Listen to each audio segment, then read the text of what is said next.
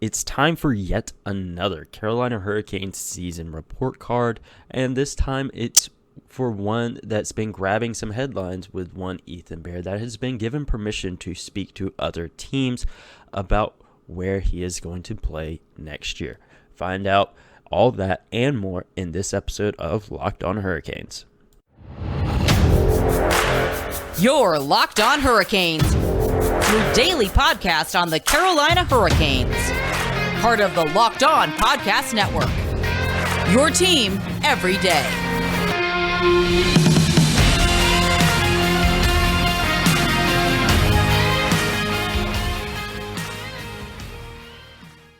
Hey there, Caniacs. I'm your host, Jared Ellis, and you are listening to Locked On Hurricanes on the Locked On Podcast Network.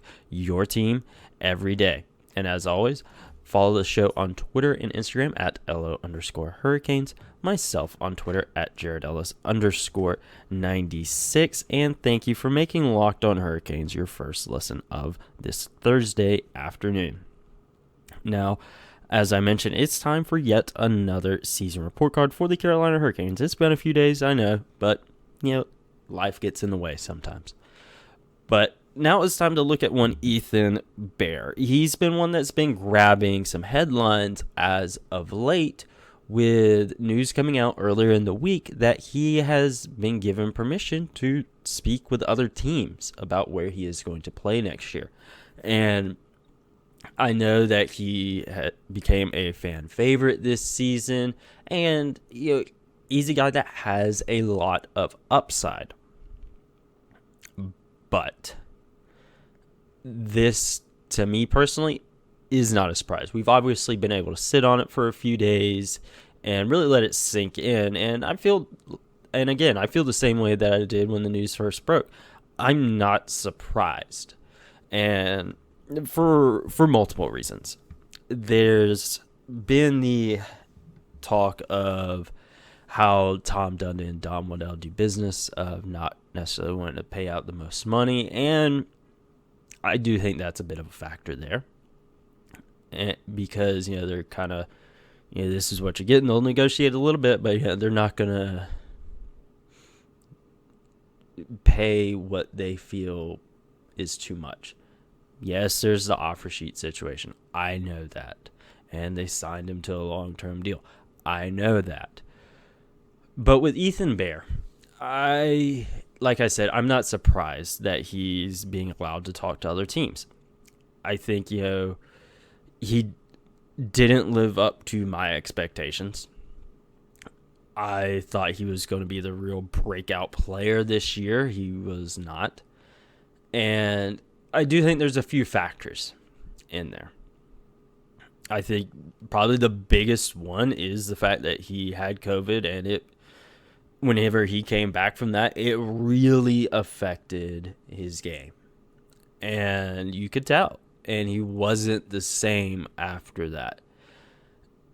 And I also think that you have to factor in the new system. After being at Edmonton for a few years and being used to that. And that was something that, I said with a lot of new guys. I felt that was going to be a hurdle to overcome as the season went on. You look at Jesper Kotkaniemi. It took him some time to get used to things and kind of get his groove going. He kind of got into it. He still has a ways to go to develop and to justify that offer sheet, to justify that 8-year extension. But, he's on the right track. Ethan Bear, there is still that upside with him. But I don't feel that Carolina is the right spot for that. You look at when he came back and just how he wasn't the same player. And again, there's, the COVID situation and the new system and all that. However,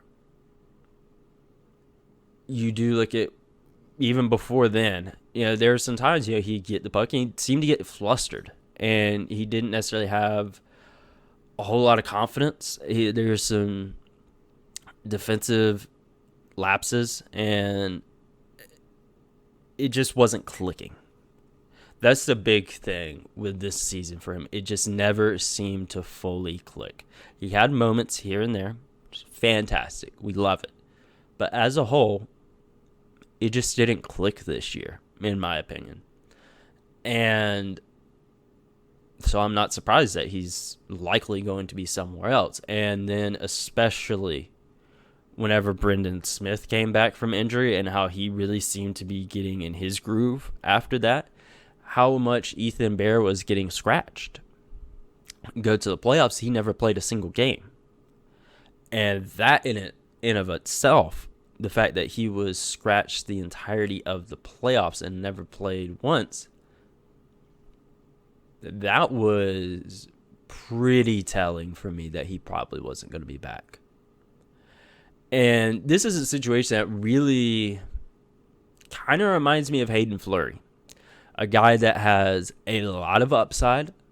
Fans love him, and he has moments here and there, but as a whole, he never really was given that opportunity.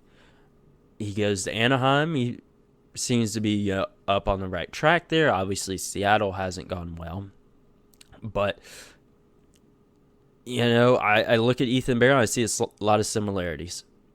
And I do think a change of scenery could help him.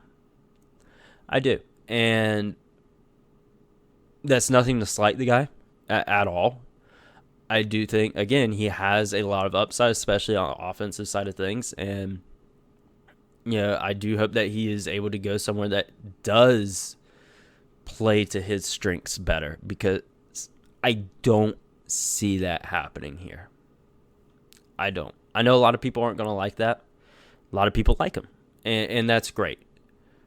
But I just don't see that happening here. I just don't see him truly fitting into the best of his abilities. He may resign. They may work something out for him. There's going to be a lot of turnover this offseason. And maybe he gets a deal done here and gets an opportunity for a bigger role to where he can truly shine. Because at the beginning of the year, he was on the first pairing with Jacob Sullivan, but eventually slid down to that third pairing with Ian Cole. So, maybe next year, he does get a bigger role here. Maybe he does. I don't know. But again, I feel the playoffs really cemented his fate, that he was scratched every single game. I feel that did it. But ultimately, it's something only time will tell. We got a ways to go before free agency opens up. We got a ways to go before the draft. You never know what might get done between now and then. Maybe they get a deal done. Maybe they trade his negotiating rights. I don't know. It's just something that's going to have to... We're just going to have to wait and see on that stuff. But it's time to look at his season in review, give my grade for him, and give you, the listeners, grade for him as well. And we will do that right after this quick break. From the people who invented healthy and tasty comes the latest gift to your taste buds. You've probably tried the amazing coconut brownie chunk Built Bar. Well, guess what? Your friends at Built have given you the coconut brownie chunk, the Puffs treatment. That's right, the coconut brownie chunk Built Bar flavor you love in a delicious chewy marshmallow covered in 100% real chocolate. It's like a fluffy cloud of coconut brownie goodness.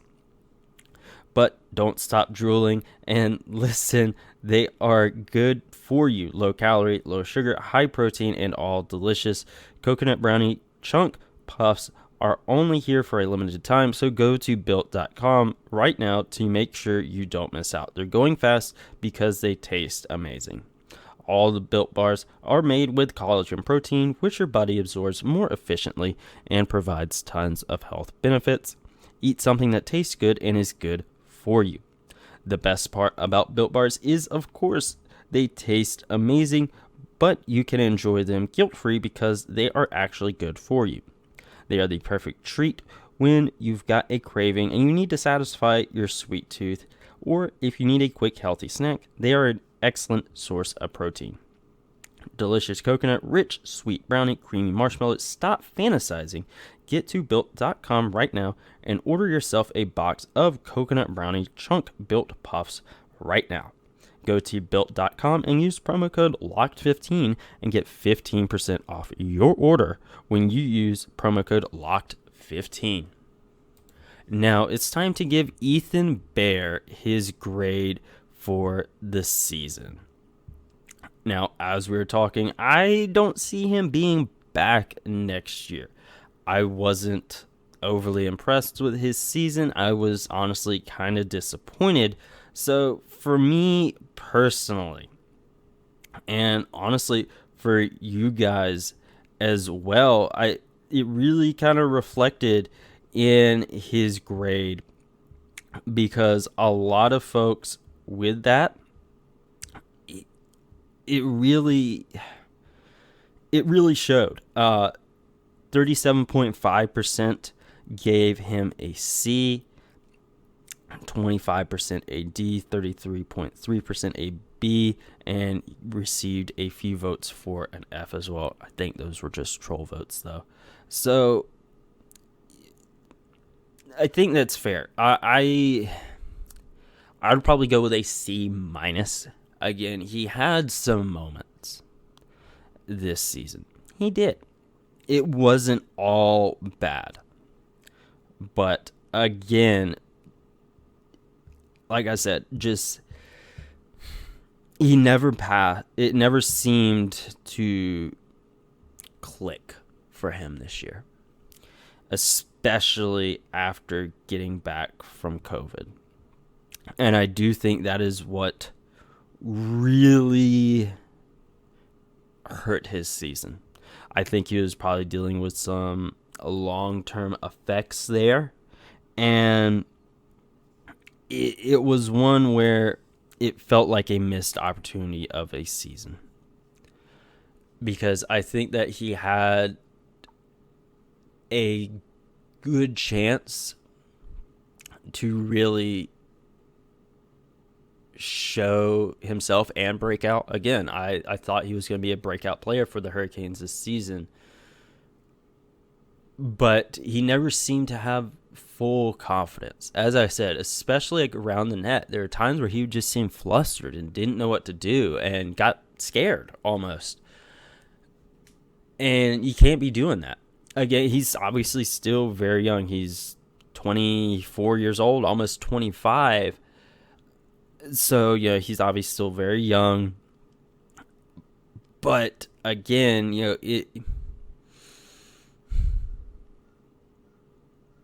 I think that COVID really hurt his season this year. I really, really do. Because you look at him before and where he was at. He was really taking an upswing in terms of his offense. But again, COVID happened and things went downhill.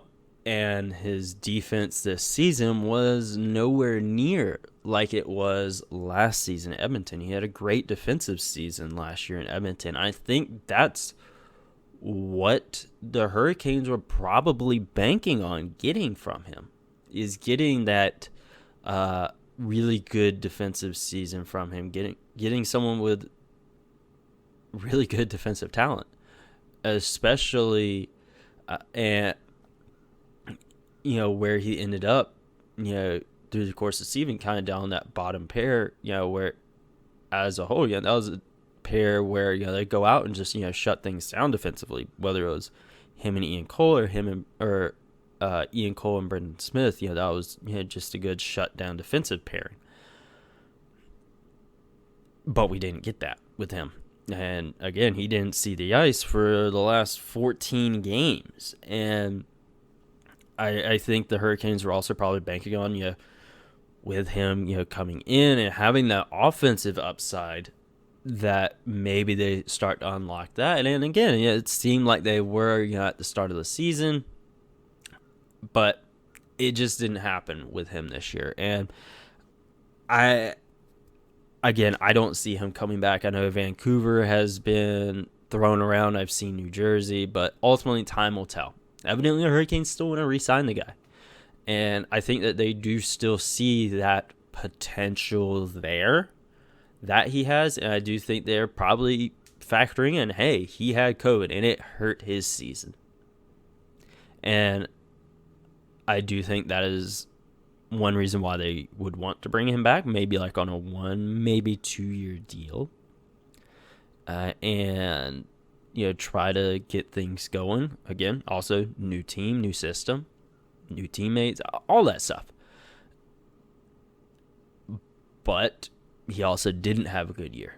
And I think that, he obviously, should get what he feels he's worth. But the team also doesn't need to overpay because, again, you see the regression he had this year. It wasn't good. Yes, there are a lot of factors there, but I think that's something that always plays into these contracts of what have you done for me lately. Doesn't necessarily matter about, last year. It matters what you did this year. And I think that is what has led to him being able to get permission to talk to other teams because they're looking at what he did this year with them, not what he did the year before with Edmonton. But ultimately, we'll just have to wait and see what happens with him. Now it is time to listen to his exit interview and get some thoughts on that. And we'll do that right after this quick break. Didn't expect to see you on crutches. Yeah.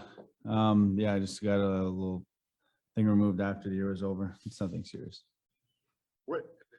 This had to be a tough season for you. Just, it seemed like everything was going pretty well, and then COVID happened and maybe unraveled a little from there. How do you assess this season and moving forward? Like, are you comfortable still being here? Do you feel like there isn't a relationship issue between you and the team, given how it kind of ended? No, I don't really see it like that. Obviously it's tough once COVID happened and there's just so much that, kind of went down and I just kind of couldn't get my rhythm back after that. It was just so tough. You're pretty much off for 2 weeks and you get pretty much thrown right back. Anyway, it's tough because you can't really get back to where you were. All the work you put in the summertime and everything, it just kind of goes away. And it was tough, but it was I learned a lot this year, to be honest. The coaches, everything were there all good and trying to help me in every way possible. But it was tough, especially there was a good stretch there. I think February I started playing well again, and then just to get another injury and just to go down for another 2 weeks and stuff. And I just feel like I never really got to get my game under me, just before playoffs, and then to not play a playoff game was pretty tough as well. But at the same time, I learned a lot, and I know how I need to play as a player, and so going forward, I'll be fine.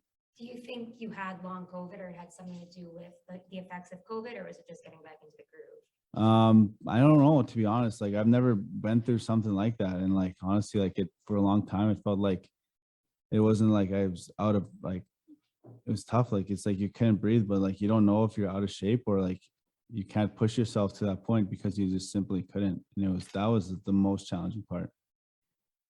When did you have this injury? When did that occur? This leg injury. Yeah. I just kind of had something on my leg that was bothering me. Didn't affect me playing or anything. I didn't feel it in my skate or anything, but it's something I had to get removed once the season was over. Yeah. All right. Thanks, Brady. Yeah. Thanks. Thanks a lot. And obviously with that exit interview, big focus of it was the long-term effects of COVID that he had. And that was something that we've been talking about all episode long, that was something that really hurt him this season. I felt, and he felt as well. And obviously he's going to deny, that, the way things ended in the season, as far as the relationship with the team. Of course, they're going to say that. Of course. But let's be honest here. If that were me, if that were you, and we got sat for the final 14 games, I'd be pretty mad. I would be. I'm like, I'm here to play hockey and you aren't playing me. You're not giving me a chance to get back in my rhythm. I'd be mad. I sure as heck would be mad. But again, that's just me. Again, yeah, they may have been able to sort things out, whatever. That's fine, that's great. And then he also mentioned having some stuff done on his leg. Don't know how that was affecting him towards the end there, because obviously it comes out at the end of hockey seasons and really just every professional sport. When a team season is over, you find out the injuries that these guys have been playing through. But again, as I said, I don't think he'll be back.